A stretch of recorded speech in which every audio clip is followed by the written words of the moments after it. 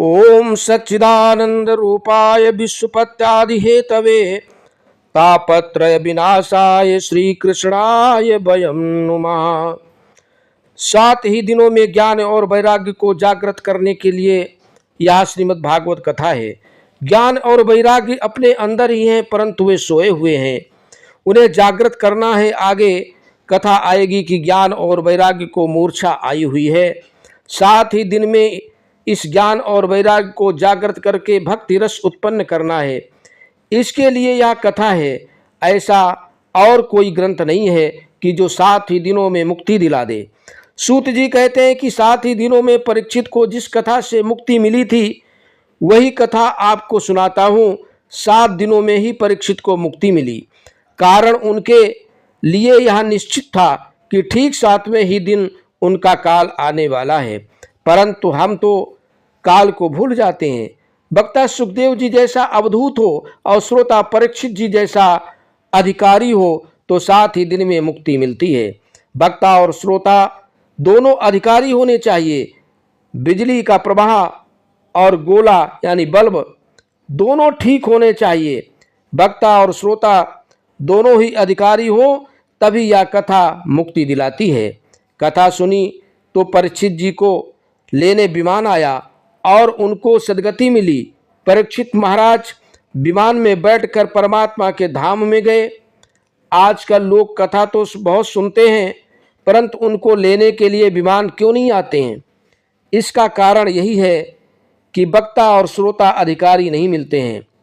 मनुष्य जब तक वासनाओं में फंसा है तब तक विमान कैसे आएंगे? और यदि इससे पहले विमान आ भी जाए तो भी इन पर कोई बैठेगा नहीं। कदापि स्वर्ग में से विमान लेने के लिए आ भी जाए तो भी मनुष्य की जाने की तैयारी भी तो कहाँ है। हम सब विकार और वासनाओं में बंधे हुए हैं। मनुष्य पत्नी, पुत्र, धन, घर आदि में फंसा है। तब तक यह आसक्ति छूटेगी नहीं, तब तक मुक्ति नहीं है। जिसका मन परमात्मा के रंग में रंग गया है उसके लिए तो वह जहाँ बैठा है वहीं मुक्ति है। ऐसों के लिए तो विमान आए भी तो क्या और ना भी आए तो भी क्या। ईश्वर के साथ तन्मयता हो जाए उसी से ही आनंद मिलता है। उससे बढ़कर आनंद तो बैकुंठ में भी नहीं है।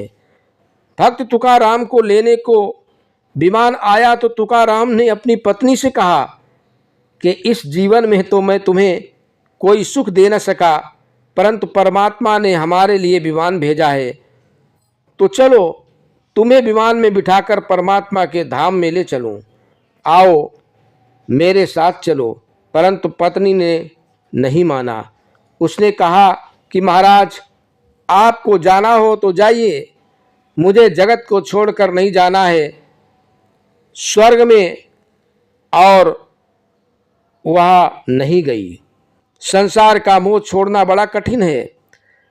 जब तक वासना अंकुशित न हो जाए तब तक शक्ति या शांति नहीं मिल सकती। कथा का एकाध सिद्धांत भी यदि दिल में उतर जाए तो जीवन मधुर बन जाए। वासनाएं बढ़ती हैं, भोग बढ़ते हैं, इसी से संसार कटु बन जाता है। जब तक वासनाएं क्षीण न हो जाएं तब तक मुक्ति नहीं मिल सकती। पूर्व जन्म का शरीर तो चला गया है, परंतु पूर्व जन्म का मन नहीं गया है।